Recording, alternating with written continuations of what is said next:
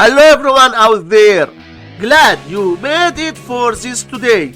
Later in this video, we have this number 5292 and our goal is to get its prime factors. Let's start the solution. Now put down our 5292. Then draw a vertical line. Look at this prime numbers set on the left, dividing 5292 by 2, which equals 2646. So 5292 divided by 2 equals 2646.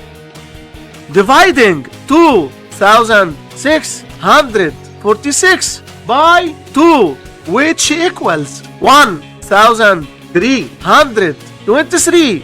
So 2646 divided by 2 equals 1323. Dividing 1323 by 2, the result is not integer. Since the result is not integer, so we will try to divide by the next number. Dividing 1323 by 3, which equals 441. So 1323 divided by 3 equals 441. Dividing 441 by 3, which equals 147. So 441 divided by 3 equals 147.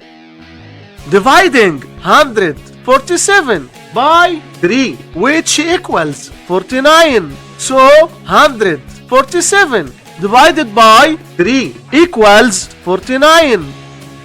Dividing 49 by 3, the result is not integer. Since the result is not integer, so we will try to divide by the next number. Dividing 49 by 5, the result is not integer. Since the result is not integer, so we will try to divide by the next number. Dividing 49 by 7, which equals 7. So 49 divided by 7 equals 7.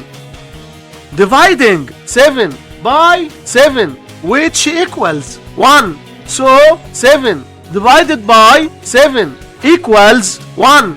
And we are done. The prime factors for 5292 are 2 times 2 times 3 times 3 times 3 times 7 times 7, which can be written as 2 to the power 2 times 3 to the power 3 times 7 to the power 2. And this were the whole prime factors for this number. Thanks for watching. Hit like and subscribe for more updates.